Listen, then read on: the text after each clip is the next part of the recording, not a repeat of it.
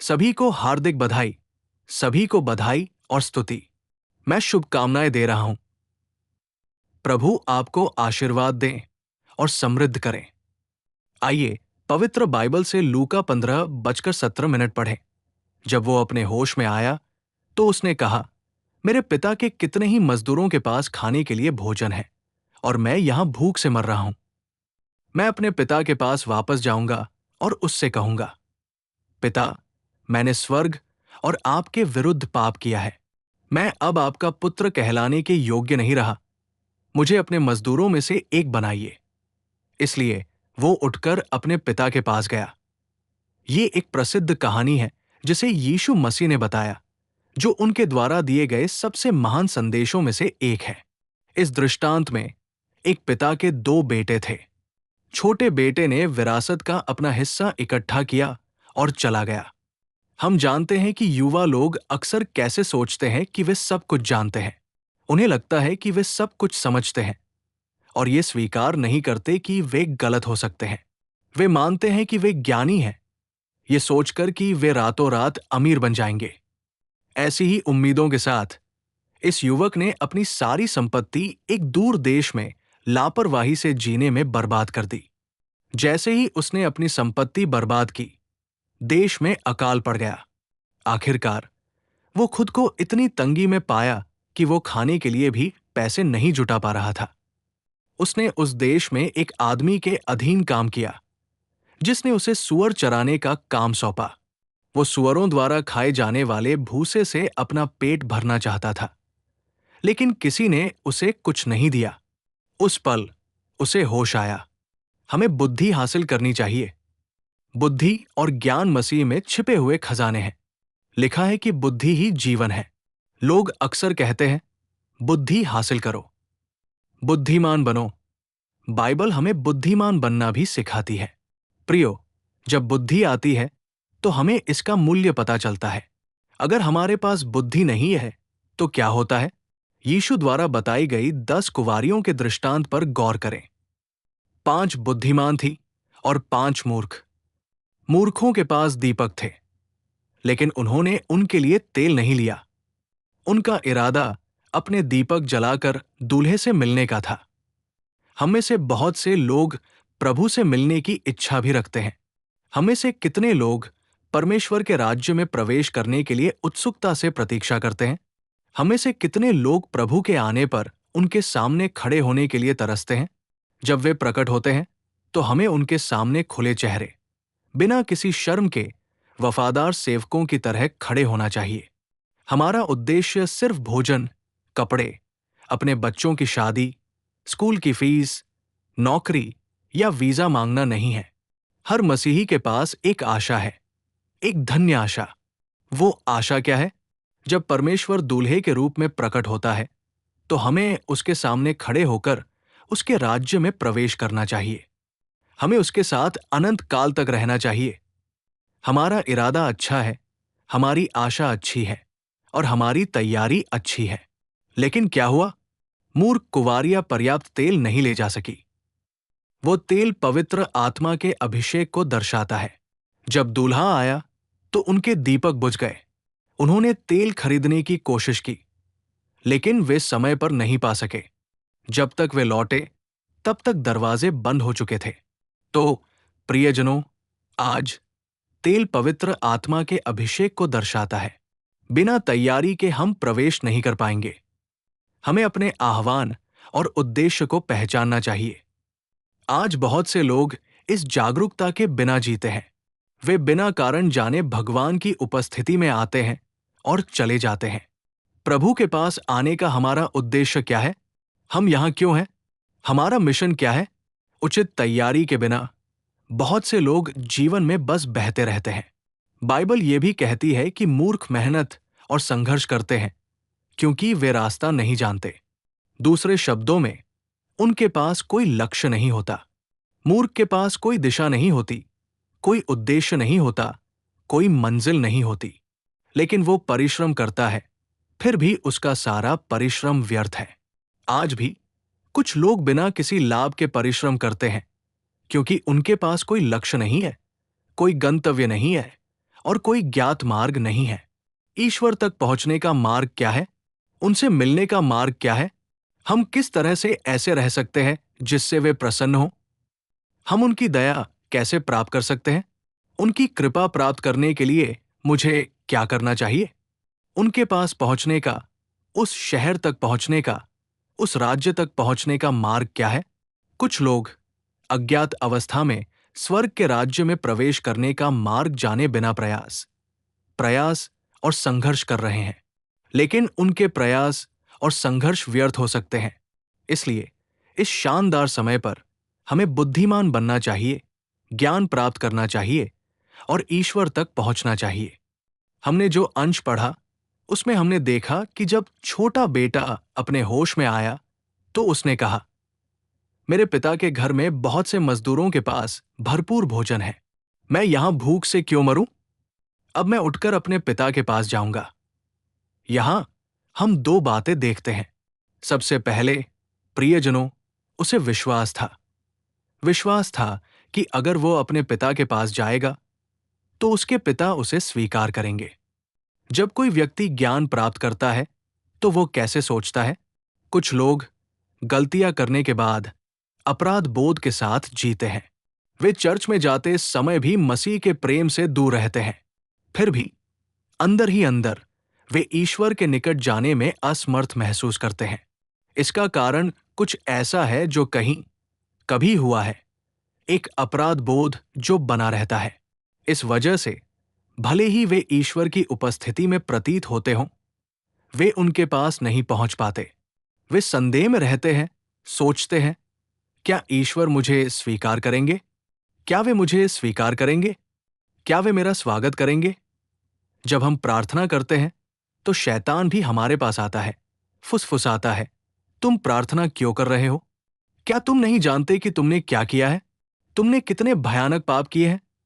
प्रियजनों, Martin Luther को एक बार एक दर्शन हुआ था। एक बार वे संकट में बैठे थे। फिर शैतान आया, मार्टिन लूथर द्वारा किए गए सभी पापों और गलतियों को सूचीबद्ध करते हुए कई कागजात लेकर आया। उसने उन्हें उसके सामने रखते हुए कहा, तुमने ये सारे गलत काम किए हैं। तुम कैसे सेवा कर सकते हो? भगवान तुम्हारी सेवा को कैसे स्वीकार कर सकते हैं? वो तुम्हारी प्रार्थनाओं को कैसे सुन सकते हैं? शैतान ने उसे हर गलती की याद दिलाई, उसके सामने कागजों का ढेर लगा दिया। मार्टिन लूथर चुपचाप सुनता रहा। फिर उसके बगल में एक स्याही की बोतल थी। उसने उसे लिया, ढक्कन हटाया और उन सभी कागजों पर स्याही डाल दी। हां, मैंने कई पाप किए होंगे, लेकिन जैसे स्याही ने उन कागजों पर लिखी सारी बातें मिटा दी, वैसे ही यीशु मसीह के खून ने मेरे सारे अपराध धो दिए हैं और मुझे धर्मी बना दिया है। जो व्यक्ति बुद्धि प्राप्त करता है वो समझता है, मेरा पिता मुझे स्वीकार करेगा, मेरा पिता मुझे ग्रहण करेगा, मेरा पिता मेरी सभी गलतियों को क्षमा करेगा। शायद वो मुझे बेटे के रूप में ग्रहण न करे, शायद मुझे नहीं पता कि वो मेरे लिए दावत तैयार करेगा या नहीं। मैं ये नहीं कह सकता कि वो मुझे बढ़िया कपड़े पहनाएगा या मेरे लिए मोटा बछड़ा कटवाएगा। ये उसकी दया पर निर्भर करता है, लेकिन एक बात तो पक्की है, वो मुझे एक सेवक के रूप में अवश्य स्वीकार करेगा। मेरा प्रभु मुझे स्वीकार करेगा। ईश्वर के प्यारे बच्चों, अतीत में कहीं किए गए किसी पाप ने शायद तुम्हें मसीह के प्रेम से दूर कर दिया हो। प्रभु से, उसकी कृपा से, उसके प्रेम से, उसके वचन से बहुत दूर। शायद तुम दूर रह रहे हो, लेकिन इस शानदार समय में तुम्हें बुद्धि प्राप्त करनी चाहिए, विश्वास करना चाहिए और आस्था रखनी चाहिए। मेरा पिता मुझे स्वीकार करेगा, मेरा पिता मुझे स्वीकार करेगा, मेरा पिता मुझे गले लगाएगा, मेरा पिता मुझसे प्रेम करता है। जब बेटा अभी भी दूर था तो पिता उसके पास दौड़ा, उसे गले लगाया और उसे चूमा। उसने वो सब कुछ वापस कर दिया जो बेटे ने खो दिया था। प्रियजनों, ईश्वर की ओर मुड़ो, प्रभु की ओर मुड़ो, अपने पहले प्रेम की ओर लौटो। एक बार तुम बहुत विश्वास के साथ रहते थे, एक बार तुम बहुत प्रेम के साथ रहते थे, एक बार तुम बहुत आध्यात्मिकता के साथ रहते थे। एक बार तुम एक उच्च स्थान पर रहते थे, लेकिन शायद कोई सांसारिक इच्छा, कोई सांसारिक चिंता तुम्हें बहुत दूर ले गई। फिर भी हमारे परमेश्वर अपनी बाहें फैलाए हुए अभी भी आपका इंतजार कर रहे हैं। अगर आप वापस लौटते हैं तो वे आपको गले लगाएंगे और आपकी रक्षा करेंगे। इस आराधना सेवा में भी, चाहे आप यहां मौजूद हो या लाइव देख रहे हो, अगर कोई उनकी कृपा से दूर चला गया है तो प्रभु आपको नाम से पुकार रहे हैं। परमेश्वर आपको प्रेम से पुकार रहे हैं। ये संदेश आपके लिए है। वे एक पिता है जो हमें स्वीकार करते हैं। वे एक पिता है जो हमें ग्रहण करते हैं। वे एक पिता है जो हमारी गलतियों को क्षमा करते हैं। जब हम अपने पहले प्यार की ओर लौटते हैं तो हमें याद रखना चाहिए, उन्होंने अपने पहले प्यार से हमें प्यार करना कभी बंद नहीं किया। भले ही हमारे पाप लाल रंग के हों, वे उन्हें बर्फ से भी ज्यादा सफेद कर सकते हैं। वे परमेश्वर हैं जो हमारे सभी अपराधों को समुद्र की गहराई में फेंक देते हैं। वे परमेश्वर हैं जो हमारे अधर्म को अपनी पीठ के पीछे फेंक देते हैं, उन्हें फिर कभी याद न आने दें। अगर हम इंसानों की बात करें तो हम क्या कहेंगे? इंसान कितने महान हैं क्योंकि वे कहते हैं मैंने माफ कर दिया है। लेकिन जब समय आता है तो वे सारा डेटा निकाल लेते हैं, सब कुछ स्टोर कर लेते हैं और कहते हैं मैंने माफ कर दिया है। वे कहते हैं कि उन्होंने माफ कर दिया है, लेकिन जब परिस्थिति आती है तो वे सब कुछ आप पर फेंक देते हैं। क्या तुमने ये नहीं किया? क्या तुमने वो नहीं कहा? क्या तुम वहां नहीं गए? अगर आप पूछते हैं क्या तुम भूल गए हो, तो वे कहेंगे मैं नहीं भूल सकता। लेकिन जिस ईश्वर की हम पूजा करते हैं वो हमारी गलतियों को याद नहीं रखता। अगर हम बाइबल में विश्वासियों के इतिहास को देखें तो इसका एक उदाहरण योना है। जब हम बाइबल में योना के बारे में पढ़ते हैं तो ईश्वर ने उसे नीनवे जाने के लिए कहा, लेकिन वो इसके बजाय तरशीश चला गया।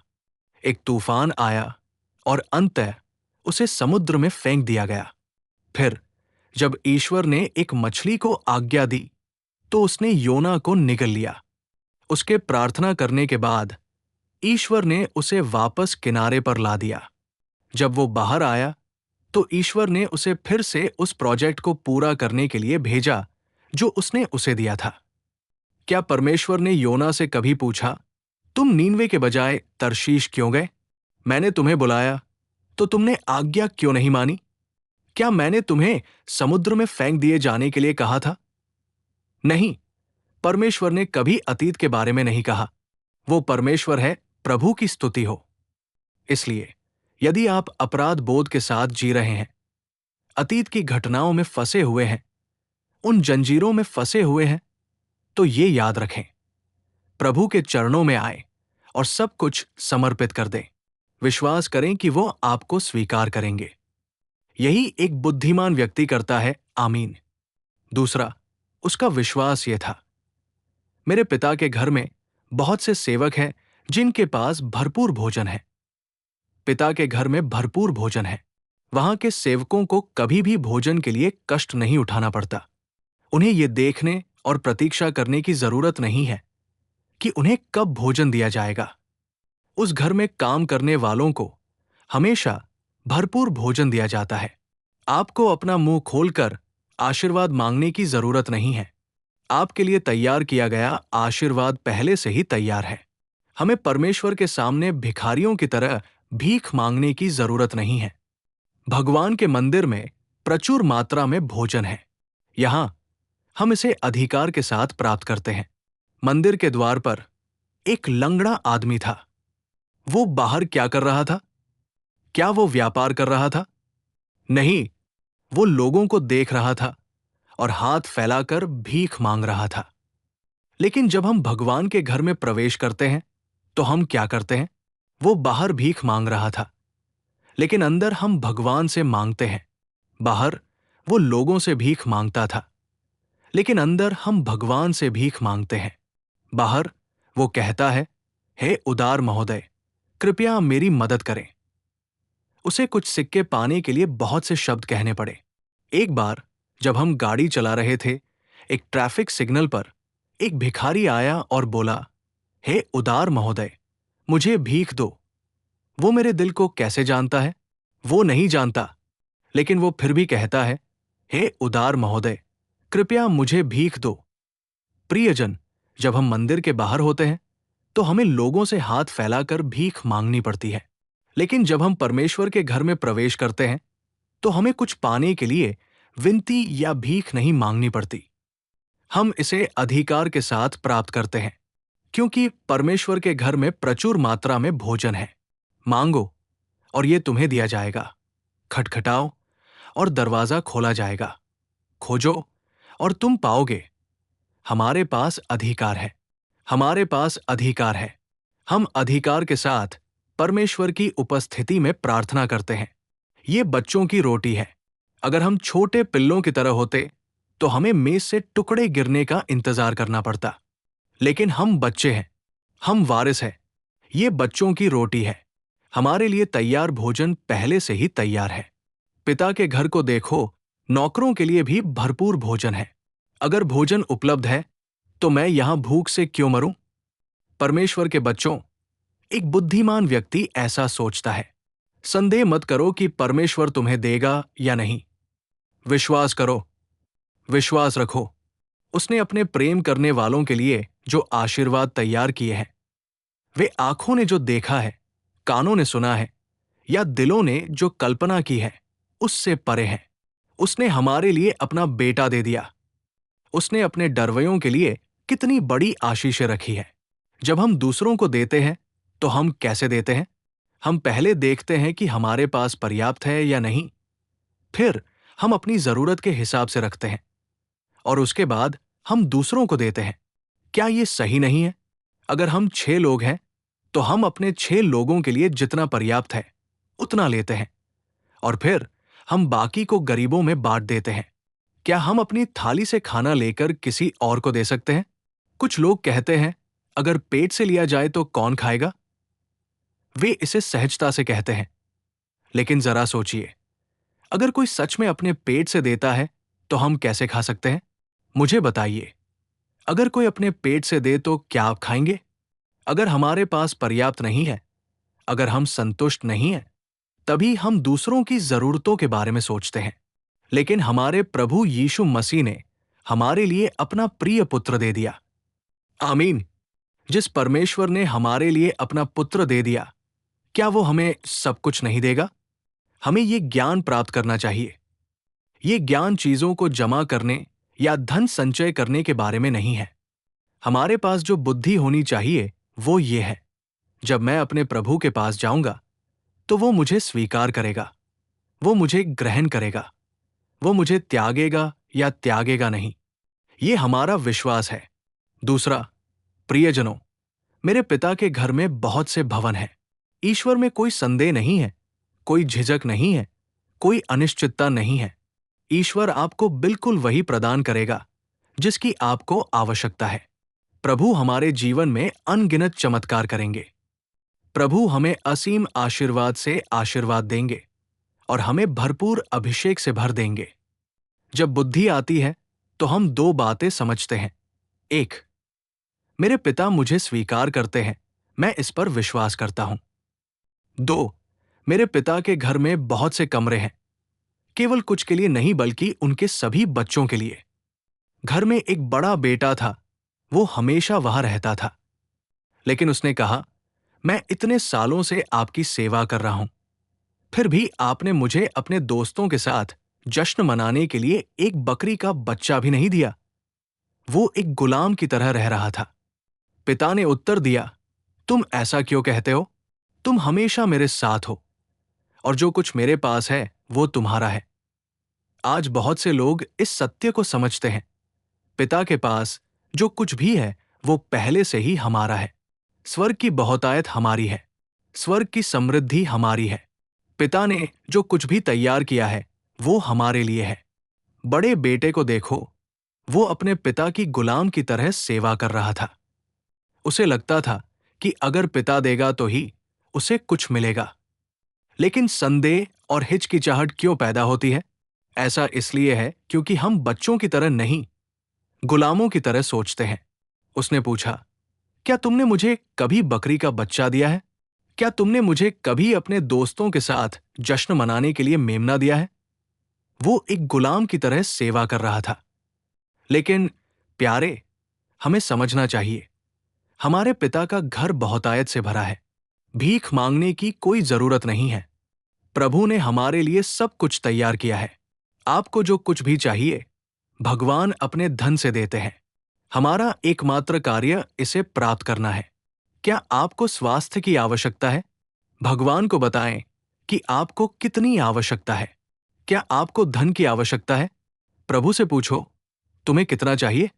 लोग ईश्वर पर विश्वास करते हैं और उससे प्राप्त करते हैं। तुम्हें कितना चाहिए? प्रभु की उपस्थिति में पूछो। उसने हमें उससे प्राप्त करने का अधिकार दिया है। उसने हमें मांगने का अधिकार दिया है। तुम्हें कितना स्वास्थ्य चाहिए? तुम कितने साल का जीवन चाहते हो? प्रभु से मांगो और प्राप्त करो। जब बुद्धि आती है तो हमारे विचार बदल जाते हैं। बुद्धि के बिना हम कहते हैं, ईश्वर ने मुझे क्या दिया है? उसने मेरे लिए क्या किया है? मैं इतने सालों से ईश्वर की सेवा कर रहा हूं, मंदिर में आता हूं, लेकिन मेरे जीवन में क्या बदलाव आया है? हमें इस तरह से बात नहीं करनी चाहिए। इसके बजाय हमें बुद्धि प्राप्त करनी चाहिए। मैं आपको दूसरी बात बताता हूं। नीति वचन 15:24 पढ़े। बुद्धिमान के लिए जीवन का मार्ग ऊपर की ओर जाता है, ताकि वे मृतकों के राज्य में न जाएं।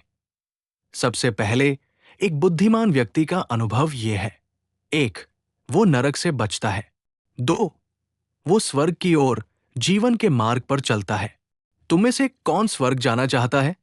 तुम में से कौन नरक जाना चाहता है? कोई भी नरक नहीं जाना चाहता। हमें नरक से बचकर स्वर्ग के राज्य में प्रवेश करना चाहिए। हर कोई स्वर्ग जाना चाहता है। हम स्वर्ग कैसे जा सकते हैं? बुद्धिमान जीवन के मार्ग पर चलेंगे। एक बार एक युवक यीशु के पास आया और पूछा, अनंत जीवन पाने के लिए मुझे क्या करना चाहिए? यीशु ने उत्तर दिया, परमेश्वर की आज्ञाओं का पालन करो। युवक ने कहा, मैंने बचपन से ही सभी आज्ञाओं का पालन किया है। फिर परमेश्वर ने कहा, जाओ, अपनी सारी संपत्ति बेच दो, गरीबों में बांट दो और मेरे पीछे आओ। लेकिन वो उदास चेहरे के साथ चला गया। प्रियजन, एक धनी व्यक्ति जो धन की इच्छा रखता है, वो आज्ञाओं का पालन करता है, दान देता है और अच्छे कर्म करता है, ये सब ठीक है। वो बचपन से, अपनी युवावस्था से आज्ञाओं का पालन करता है। वो एक शासक था जो बाजार के बीच में घुटने टेकता था, परमेश्वर से विनती करता था, उसे एक अच्छा शिक्षक कहता था। लेकिन वो अपना धन नहीं छोड़ सकता था। वो अपनी संपत्ति नहीं छोड़ सकता था। हमें देखना चाहिए कि उसका दिल कहाँ था। हम परमेश्वर और धन दोनों की सेवा नहीं कर सकते। हम दो स्वामियों की सेवा नहीं कर सकते। मैं ये नहीं कह रहा हूं कि पैसा गलत है। नहीं, मैं ये कह रहा हूं कि धन पाप है। लेकिन अपना दिल धन पर मत लगाओ। अपना दिल पैसे पर मत लगाओ। परमेश्वर के सेवकों यशन्ना ने खुद हमें ये बताया। यही हमें सिखाया गया है और यही हम मानते हैं। पैसे के पीछे मत भागो, परमेश्वर का अनुसरण करो और पैसा तुम्हारे पीछे चलेगा। भक्त दाऊद ने क्या कहा? कृपा और आशीर्वाद तुम्हारा पीछा करेंगे।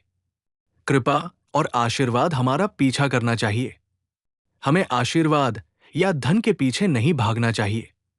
आज धन के लिए अत्यधिक लालच हर जगह है।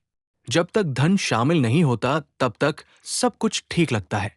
कुछ लोग तब अपना असली रूप प्रकट करते हैं जब धन खेल में आता है। ईश्वर के पास एक बुलावा है। ईश्वर के पास एक योजना है। ईश्वर की उपस्थिति हमारे साथ है। ईश्वर के साथ एक जिम्मेदार पद है। सब कुछ ठीक लगता है, लेकिन जब धन की बात आती है तो लोग चोर बन जाते हैं। यहूदा, जो स्वयं यीशु मसीह के साथ था, ने धन के लिए उसे धोखा देने में एक पल के लिए भी संकोच नहीं किया। जैसा कि हम शास्त्रों में देखते हैं, धन का लालच सभी बुराइयों की जड़ है। प्रियजनों, अंत में क्या होता है? कुछ लोग धन कमाते और जमा करते रहते हैं, लेकिन हम नहीं जानते कि जीवन कब और कैसे समाप्त होगा। हम नहीं जानते कि कब किसी की जान ले ली जाएगी। हम नहीं जानते कि हमारा धन किसका होगा। आज कुछ लोग लालच में धन इकट्ठा करते हैं और उसे पीछे छोड़ देते हैं। यीशु ने कहा, यदि तुम अनंत जीवन चाहते हो तो अपना सब कुछ छोड़ दो और मेरे पीछे आओ। सब कुछ गरीबों को दे दो और मेरे पीछे आओ। लेकिन वो ऐसा नहीं कर सका। तो प्रियजनों, एक बुद्धिमान व्यक्ति नरक से बच निकलता है और जीवन का मार्ग चुनता है। वो जीवन के मार्ग पर चलता है। मैं आपको जीवन के मार्ग के अनुभवों के बारे में कुछ शब्द बताता हूं। नीतिवचन 6:23 पढ़े। जीवन का मार्ग क्या है? नीतिवचन 6:23 पढ़े। क्योंकि आज्ञा दीपक है और शिक्षा ज्योति है और अनुशासन की डांट जीवन का मार्ग है। आज्ञा दीपक है, शिक्षा ज्योति है, अनुशासन की डांट जीवन का मार्ग है। अनुशासन की डांट हमें जीवन के मार्ग पर मार्गदर्शन करती है। परमेश्वर के सेवकों स्वयं यशन्ना ने हमें कई बार डांटा है। उन्होंने हमें बुद्धि दी है। हमने उस डांट को स्वीकार किया और आज हम जीवन के मार्ग पर दृढ़ हैं। जिन लोगों को यशन्ना ने डांटा, अनुशासित किया और बुद्धि सिखाई, आज वे परमेश्वर की अद्भुत सेवा कर रहे हैं। कुछ लोगों को डांटा नहीं गया, कुछ ने अनुशासन के आगे समर्पण नहीं किया। आज कोई भी नहीं जानता कि वे कहाँ हैं। जिन्होंने उन्हें खोजा, वे नहीं जानते कि वे कहाँ हैं। जीवन के मार्ग के अनुभव क्या है? इस मार्ग पर परमेश्वर हमें डांटता है, वो हमें बुद्धि देता है, वो हमें सुधारता है। हमें उसकी डांट के आगे समर्पण करना चाहिए। कुछ लोग कहते हैं, वे केवल मुझे निशाना बना रहे हैं, वे मेरे खिलाफ बोल रहे हैं। लेकिन सुनो, वे किसके खिलाफ बोल रहे हैं? वे केवल हमारे बारे में बात कर रहे हैं। प्रेरितों के दिनों में जब परमेश्वर का वचन प्रचार किया गया तो उसने लोगों के दिलों को छेद दिया। शब्द उनके दिलों में गहराई तक गए और उन्हें दोषी ठहराया। तुरंत उन्होंने पूछा, श्रीमान, आप जो प्रचार कर रहे हैं वो सीधे हमसे बात कर रहे हैं। आपने जो शब्द बोले हैं वे हमारे दिलों को छेद रहे हैं। हमें उद्धार पाने के लिए क्या करना चाहिए? प्रियजनों, जीवन के मार्ग के अनुभव क्या है? इस मार्ग में अनुशासन और फटकार है, सुधार है। यदि आप सवाल करते हैं कि आपको अनुशासन से क्यों गुजरना चाहिए, तो मुझे बताएं। और कैसे मोक्ष हो सकता है? अनुशासन और फटकार हमें सुधारते हैं। यही जीवन का मार्ग है, यही संकीर्ण मार्ग है, यही सीधा मार्ग है जो हमें स्वर्ग की ओर ले जाता है। दाऊद ने पाप किया। पाप तो पाप ही है, चाहे कोई भी करे। आज समस्या यह है कि कुछ लोग सोचते हैं हम जितना चाहे पाप कर सकते हैं, लेकिन आपको पाप नहीं करना चाहिए। पाप करने वाला व्यक्ति पाप के बारे में कैसे बोल सकता है? दाऊद परमेश्वर के दिल के मुताबिक इंसान था। हो सकता है कि वो ऐसा था, लेकिन उसने गलतियां की। परमेश्वर ने उससे प्यार किया, परमेश्वर ने उसका सम्मान किया, परमेश्वर ने उसका सिंहासन स्थापित किया। दाऊद, जिसे युद्ध के मैदान में होना चाहिए था, युद्ध में जाने के बजाय अपने महल में आराम कर रहा था। इसलिए जीवन में हमेशा व्यस्त रहना सुनिश्चित करें। किसी काम में लगे रहें। खाली दिल शैतान की कार्यशाला है। जिसका दिल खाली है, जो समय बर्बाद करता है, उसका दिल शैतान के लिए एक कारखाना बन जाता है। शैतान ऐसे दिल में एक कारखाना स्थापित करता है। इसलिए किसी काम में लगे रहें। जब आप खाली हो तो प्रार्थना करें, बाइबल पढ़ें, और अगर आप अभी भी खुद को खाली पाते हैं तो परमेश्वर की स्तुति करते रहें। परमेश्वर की सेवक यशन्ना ने कहा, आलस्य से बैठकर खाना मत खाओ, लेटकर सो मत। उनके बुजुर्गों ने उनसे कहा, बैठकर खाना मत खाओ। अगर तुम्हारे पास खाना है तो खाओ, नहीं तो काम में लगे रहो। नींद आने का इंतजार करते हुए बिस्तर पर करवटें मत बदलो। जब नींद अपने आप आ जाए तो सो जाओ। तब तक प्रार्थना करते रहो, स्तुति करते रहो, बिना रुके प्रार्थना करो। राजा को युद्ध के मैदान में होना चाहिए। सेना का नेतृत्व करने वाले को सेना के आगे चलना चाहिए। लेकिन युद्ध में जाने के बजाय राजा अपने महल में आराम कर रहा था। प्रिय, हमें खुद को मेहनती भावना से लैस करना चाहिए। कुछ लोग अपने आराम क्षेत्र में रहते हैं, जो बहुत खतरनाक है। धन कभी कभी खतरे की ओर ले जाता है। धन होना गलत नहीं है, लेकिन जीवन भर धन पर निर्भर नहीं रहना चाहिए। दाऊद का जीवन शानदार था। इस वजह से युद्ध में जाने के बजाय वो छत पर टहल रहा था। उसने वो देखा जो उसे नहीं देखना चाहिए था। उसने वो किया जो उसे नहीं करना चाहिए था। उसने पाप किया और फिर अपनी गलतियों को छिपाने के लिए, चीजों को सही करने के लिए उसने हत्या कर दी और वासना में जिया। लेकिन भगवान देख रहे थे। आपको जीवन के मार्ग पर चलना चाहिए और इसके लिए अनुशासनात्मक सुधार होगा। भगवान ने अपने नबी को भेजा। उस नबी ने एक कहानी सुनाई। ये सुनने के बाद दाऊद ने कहा, जिस आदमी ने ये किया है वो हत्यारा है, वो मृत्युदंड के योग्य है। फिर भविष्यवक्ता ने कहा, वो आदमी तुम हो। तुम ही हो जिसने ये पाप किए हैं। परमेश्वर ने तुमसे प्रेम किया, तुम्हें सम्मान दिया और तुम्हें उच्च पद पर रखा, लेकिन तुमने दुष्टतापूर्ण कार्य किए। तुरंत दाऊद ने फटकार को स्वीकार कर लिया। आज बहुत से लोगों को देखें, जब उन्हें सच बताया जाता है तो वे नाराज हो जाते हैं। जब यीशु ने बात की तो कुछ लोग क्रोधित हो गए। उन्होंने यीशु को एक चट्टान पर ले जाकर सिर के बल नीचे फेंकने की कोशिश की ताकि उन्हें मार सकें। यदि उन्होंने स्वयं यीशु को मारने की कोशिश की तो सामान्य लोगों के बारे में सोचें। यीशु को एक पहाड़ पर ले जाया गया और उन्होंने उन्हें चट्टान से नीचे फेंकने का प्रयास किया। कुछ लोगों को सुधार पसंद नहीं है। कुछ लोग ज्ञान देने वालों से घृणा करते हैं, लेकिन परमेश्वर के प्यारे बच्चों, जीवन के मार्ग में अनुशासनात्मक फटकार होगी। प्रिय, जब धर्मी हमें डांटते हैं तो ये हमारे ऊपर अभिषेक के तेल की तरह होता है। छोटे बच्चों को भी ध्यान देना चाहिए। पश्चिमी संस्कृति में अगर माता पिता अपने बच्चों को थोड़ा भी अनुशासन देते हैं तो बच्चे तुरंत पुलिस को बुलाते हैं। कहते हैं, मेरी मां या मेरे पिता मुझे परेशान कर रहे हैं। पुलिस आती है, माता पिता को गिरफ्तार करती है और उन्हें जेल में डाल देती है। ये पश्चिमी संस्कृति क्यों है? हमारी संस्कृति में बड़े बुजुर्ग हमें अनुशासन देते थे और हम कुछ मार खाने के बाद ही सीखते थे। इसका मतलब ये नहीं है कि हमें पिटाई को बढ़ावा देना चाहिए, बल्कि इसका मतलब यह है कि जब अच्छे लोग हमें सुधारते हैं तो हमें उन्हें गलत नहीं समझना चाहिए। जीवन के मार्ग में डांट फटकार तो होगी ही, अनुशासन के लिए सुधार भी होगा। अब एक और श्लोक पढ़े। प्रेरितों 2:28।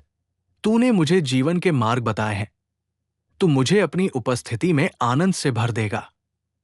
जीवन के मार्ग में परमेश्वर हमें एक दर्शन देता है। वो हमें रहस्योद्घाटन देता है और हमारे हृदय को आनंद से भर देता है। हमें इस मार्ग में एक दर्शन अवश्य होना चाहिए। वो दर्शन हमारे हृदय को आनंद से भर देना चाहिए। लेकिन आज लोगों को किस प्रकार के दर्शन होते हैं? भाई, मैंने अपने दर्शन में एक विशाल एनाकोंडा देखा। वो मेरे चारों ओर लिपट गया और अपना सिर मेरे सिर पर रख दिया। इसका क्या अर्थ है? प्रियजनों, यदि कोई दिव्य दर्शन नहीं है, यदि परमेश्वर की ओर से कोई रहस्योद्घाटन नहीं है, तो लोग भटक जाएंगे। बाइबल चेतावनी देती है कि जहां कोई भविष्य सूचक दर्शन नहीं है, वहां लोग संयम को त्याग देते हैं। जीवन के मार्ग में एक दर्शन है। परमेश्वर की दासी यसन्ना को एक दर्शन हुआ। वो दर्शन क्या था? एक दिन जब वो भगवान के राज्य में प्रवेश कर गया, स्वर्ग में प्रवेश किया, तो उसने देखा कि एक मुकुट लाया जा रहा है और उसके सिर पर रखा जा रहा है। उस मुकुट में बहुत सारे रत्न और कीमती पत्थर जड़े हुए थे।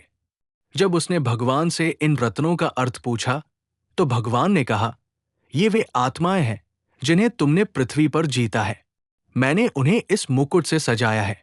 ईश्वर के सेवकों को आत्माओं को बचाना चाहिए, आत्माओं को जीतना चाहिए और सुसमाचार का प्रचार करना चाहिए।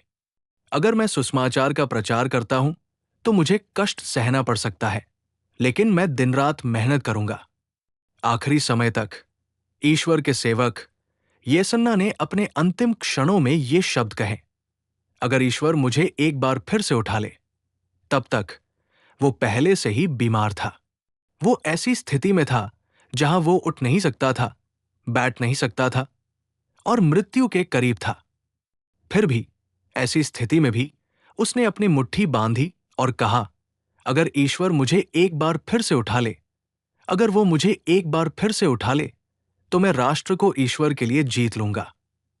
ये एक दर्शन है, दर्शन से भरा एक मार्ग। चर्च ऑफ गॉड, क्या आप एक आस्तिक हैं जिसे आज एक दर्शन मिला है? क्या आप एक सेवक हैं जिसे एक दर्शन मिला है? आपका दर्शन क्या है? दर्शन के इस मार्ग में, अनंत काल की ओर ले जाने वाले जीवन के इस मार्ग में ईश्वर हमें दर्शन प्रदान करता है। उन दर्शनों के माध्यम से वो हमारे दिलों को खुशी से भर देता है। कहीं और खुशी की तलाश मत करो। पीछे की बातों को भूल जाओ और आगे की ओर बढ़ो। पॉल, ईश्वर का एक आदमी, लक्ष्य की ओर भागा। किसी भी तरह से उसके पुनरुत्थान की शक्ति को जानने के लिए उसने सभी चीजों को नुकसान के रूप में गिना और उन्हें बेकार समझा। हाल ही में कई लोग प्रवीण पगडाला के बारे में बात कर रहे हैं, जो भगवान के पास चले गए हैं। चाहे यूट्यूब हो या फेसबुक, लोग उनके बारे में बात करना जारी रखते हैं। उन्होंने एक असाधारण मंत्रालय किया। उनके निधन की खबर हमारे लिए दर्दनाक है, लेकिन जब हम उनके जीवन भर की गई सेवा के बारे में सुनते हैं तो ये वास्तव में उल्लेखनीय है। उन्होंने कई अनाथ बच्चों को अपने पास रखा और उन्हें अपने बच्चों की तरह पाला। हालांकि उनके अपने 2 बच्चे थे, लेकिन उन्होंने उन्हें कभी दूसरे बच्चों से अलग नहीं किया। उन्होंने उन सभी के साथ एक जैसा व्यवहार किया। जब मैंने उनके बारे में कई बातें सुनी तो मैं हैरान रह गया। उनके साथ रहने वाले सभी लोग, चौकीदार से लेकर उच्च पदों पर बैठे लोग, एक साथ खाना खाते थे। क्यों? क्योंकि कोई विभाजन नहीं होना चाहिए। प्रेम के बारे में मंच से बोलना पर्याप्त नहीं है। मंच से ईश्वर के प्रेम और क्षमा के बारे में उपदेश देना पर्याप्त नहीं है। हमें उस प्रेम को अपने में समेटकर समाज के सामने प्रदर्शित करना चाहिए। जब कुछ लोग, जिनका उनसे घनिष्ठ संबंध था, बोले तो मुझे कुछ एहसास हुआ। स्वर्ग के राज्य का मार्ग, अनंत जीवन का मार्ग ऐसा ही है। ईश्वर ने उन्हें दर्शन के माध्यम से मार्ग दिखाया। उसने उनके हृदयों को दर्शन से मिलने वाले आनंद से भर दिया। हमें दुख हो सकता है कि वे अब हमारे बीच नहीं हैं, लेकिन वे प्रभु की उपस्थिति में हैं। क्या यह दुर्घटना थी? क्या लोगों ने उन्हें मारने की साजिश रची थी? ये दूसरी बात है। अगर इसके पीछे कोई था, तो ईश्वर का न्याय निश्चित रूप से उन पर आएगा। वे बच नहीं सकते। ये कैसे हुआ, ये अभी भी स्पष्ट नहीं है। लेकिन इसे एक तरफ रखते हुए आइए हम उनके मंत्रालय को देखें। उन्होंने जो निस्वार्थ मंत्रालय किया, लोगों के लिए उनका जो प्रेम था, लोगों को ईश्वर के पास लाने के लिए उनके पास जो बोझ था। भले ही उनके पास अमेरिका में एक आलीशान घर और सभी सुख सुविधाएं थी, लेकिन उन्होंने सब कुछ पीछे छोड़ दिया। बहुत से लोग अमेरिका में बसने का सपना देखते हैं, लेकिन उन्होंने भारत में सेवा करने के लिए सब कुछ पीछे छोड़ दिया। इसी कारण प्रियजनों, हम अनंत जीवन के मार्ग पर चल रहे हैं। इस मार्ग पर भगवान हमें एक दर्शन देते हैं। वो दर्शन हमारे दिलों को खुशी से भर देता है। इसलिए सोचे कि आप किस मार्ग पर चल रहे हैं। यदि आप बुद्धिमान हैं, तो आप विनाश से बचेंगे और जीवन के मार्ग पर चलेंगे। इस मार्ग पर सुधार होगा, फटकार होगी। यदि आप भटक रहे हैं, तो आपको चेतावनी दी जाएगी। यदि आप गलत हैं, तो आपको सुधारा जाएगा। पतरस ने यीशु को डांटा, लेकिन यीशु ने कहा, शैतान, मेरे पीछे हट जा। सुधार और चेतावनी इस मार्ग का हिस्सा है। भगवान इस मार्ग पर एक दर्शन देते हैं। उस दर्शन के माध्यम से प्रभु हमारे दिलों को खुशी से भर देते हैं। अब इस छोटे से श्लोक को पढ़े। मत्ती 7:24। जो कोई मेरी ये बातें सुनता है और उन पर अमल करता है, वो उस बुद्धिमान मनुष्य के समान है, जिसने अपना घर चट्टान पर बनाया। वर्षा हुई, नदियां बहीं, हवाएं चली और उस घर से टकराई, फिर भी वो नहीं गिरा, क्योंकि उसकी नींव चट्टान पर थी। बुद्धिमान मनुष्य ने अपना घर चट्टान पर बनाया। वर्षा हुई, बाढ़ आई, हवाएं चली और उस घर से टकराई, लेकिन क्योंकि उसकी नींव चट्टान पर रखी गई थी, इसलिए घर मजबूती से खड़ा रहा। बुद्धिमान मनुष्य कौन है? प्रिय, जो परमेश्वर के वचन को सुनता है और परमेश्वर के वचन की नींव पर, परमेश्वर के वचन की चट्टान पर अपना घर बनाता है, वही बुद्धिमान मनुष्य है। परमेश्वर के वचन को सुनो और उसके वचन पर बने रहो। दुनिया में चमत्कार हो रहे हैं, चमत्कारिक काम हो रहे हैं, महान काम हो रहे हैं और संकेत दिखाए जा रहे हैं, बहुत सी चीजें हो रही हैं। ये अच्छा है, लेकिन जिस पर आपको बने रहना चाहिए वो है परमेश्वर का वचन। स्वर्ग और पृथ्वी मिट सकते हैं, लेकिन परमेश्वर के वचन कभी नहीं मिटेंगे। वचन स्वयं परमेश्वर है, परमेश्वर वचन है। इसलिए आप जो भी निर्णय लेते हैं, जो भी संकल्प लेते हैं, क्या वो वचन के साथ संरेखित होता है? जब आप कुछ करने में असमर्थ होते हैं, तो वचन क्या कहता है? वचन क्या कहता है? उस वचन को अपने सामने रखो। पारिवारिक व्यवस्था में वचन क्या कहता है? व्यवसाय में वचन क्या कहता है? क्या आप एक कर्मचारी हैं? वचन कर्मचारी के लिए क्या कहता है? क्या आप एक नियोक्ता हैं? वचन नियोक्ता के लिए क्या कहता है?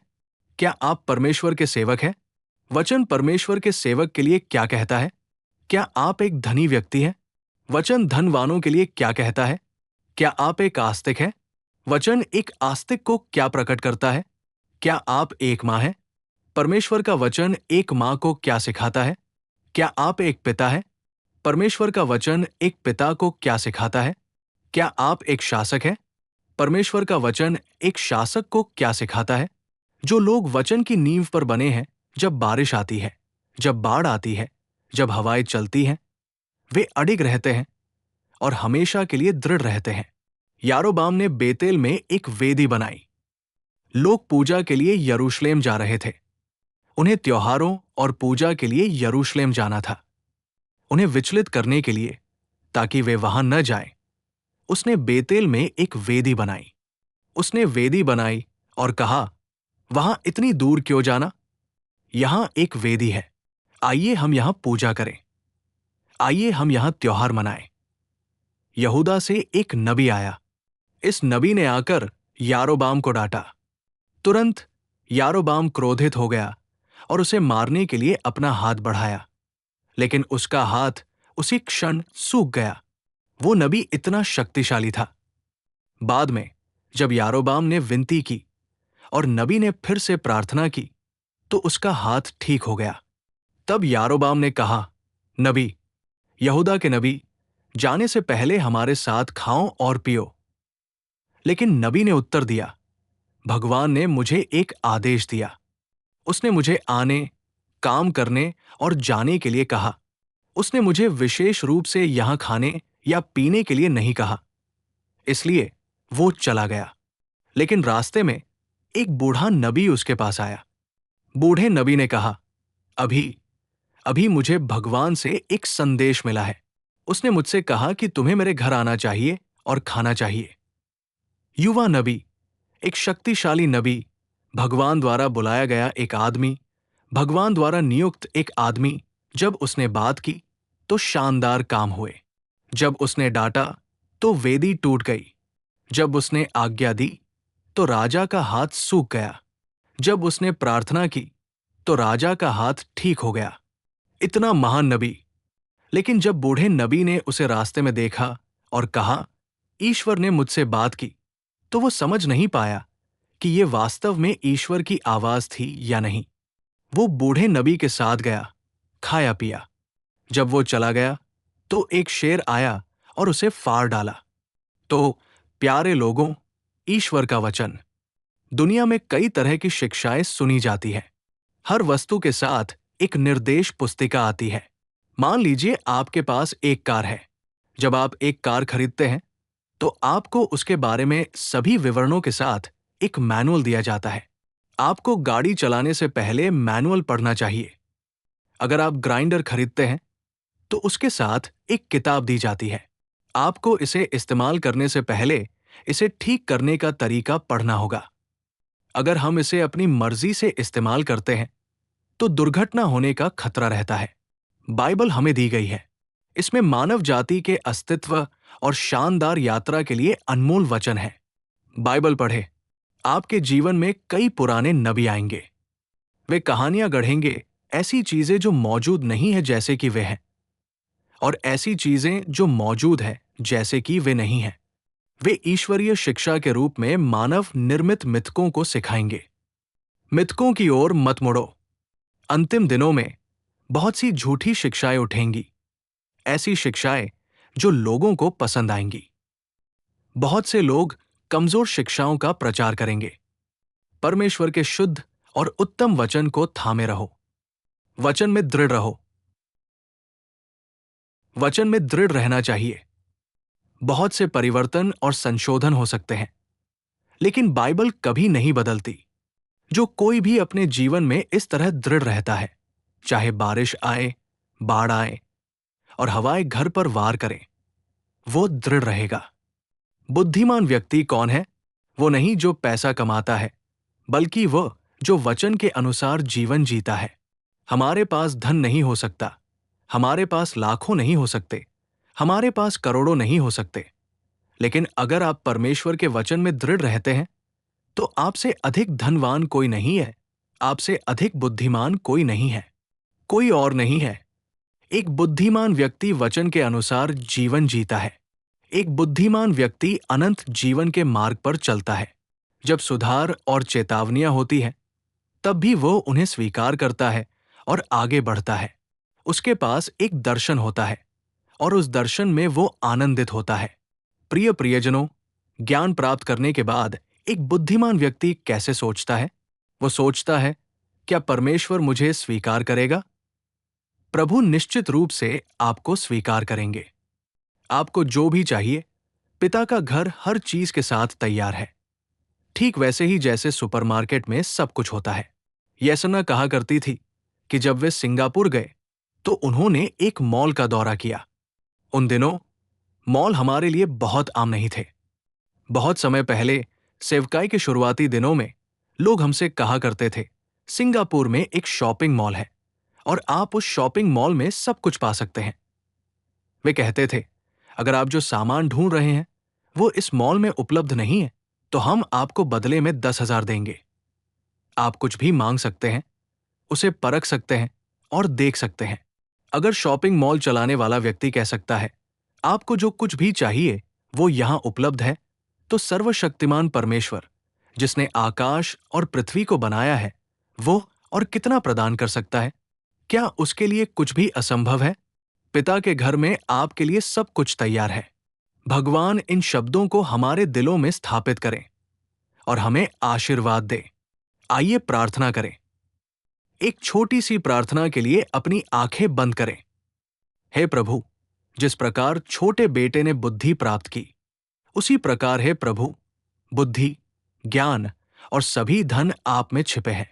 मुझे आश्वासन दे कि आप मुझे स्वीकार करेंगे। मुझे ये विश्वास प्रदान करें कि आपने मेरे लिए सब कुछ तैयार किया है। हे प्रभु, मैं अनंत जीवन के मार्ग पर चलूंगा। जीवन के इस मार्ग में जब आप मुझे सुधारेंगे, चेतावनी देंगे और निर्देश देंगे, तो मैं इसे स्वीकार करूंगा। हे प्रभु, जीवन के इस मार्ग में मुझे एक दर्शन दे और मेरे हृदय को आनंद से भर दे। हे प्रभु, एक बुद्धिमान व्यक्ति परमेश्वर के वचन के अनुसार जीवन जीता है। वचन नींव है और सब कुछ वचन की नींव पर बनाया जाना चाहिए। पवित्र पिता, अद्भुत, आपकी स्तुति हो। आपने इस तीसरे महीने के अंत में पुनरुत्थान की आराधना सेवा को आशीर्वाद दिया और पूरा किया। हे परमेश्वर, जो हमारी स्तुति पर विराजमान है, हम आपका धन्यवाद करते हैं कि आपने हम सभी को दर्शन दिए जो आपके वचन के माध्यम से एकत्रित हुए हैं। ये समझाने के लिए धन्यवाद कि बुद्धिमान कौन है और उनके पास क्या अनुभव है।